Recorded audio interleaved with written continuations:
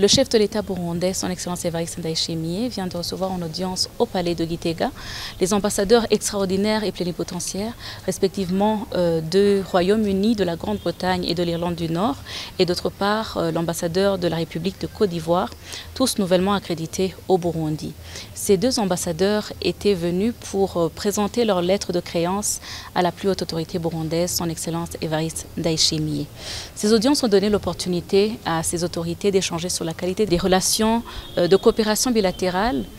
qui existent entre le Burundi et leurs pays respectifs, où d'une part l'ambassadeur du Royaume-Uni, de la Grande-Bretagne et de l'Irlande du Nord est venu soumettre au président burundais le souhait de Sa Majesté le roi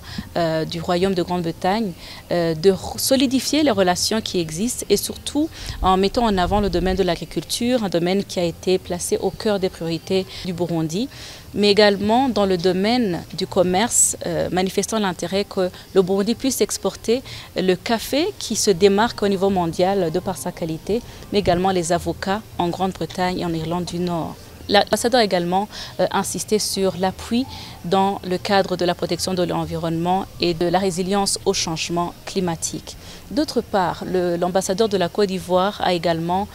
émis le souhait de solidifier une coopération plus étroite, d'autant plus que cette coopération s'ancre dans notre culture africaine de la solidarité africaine en vue d'atteindre la vision partagée du continent de l'Afrique d'ici 2063, l'Afrique que nous voulons. Le chef de l'État burundais a manifesté l'accueil chaleureux et l'hospitalité légendaire qui caractérise le peuple burundais en leur souhaitant la bienvenue, en leur souhaitant de bonnes fonctions, succès dans leurs fonctions, mais également en leur représentant la situation socio-économique qui prévaut au Burundi. Les deux ambassadeurs également, ce que je pourrais surtout souligner, c'est qu'unanimement, ont félicité de la part de leur autorité, son Excellence le chef de l'État burundais, pour la confiance du continent qui a su se poser sur sa personne et qui a été manifesté à travers sa nomination comme envoyé spécial du président de l'Union africaine auprès du Sahel. Témoignage éloquent de sa sagesse, de son expérience et de son engagement en faveur de la paix et de la sécurité.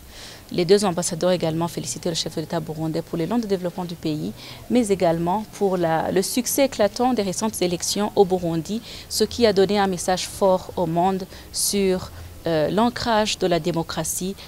au Burundi et la maturité politique du peuple burundais.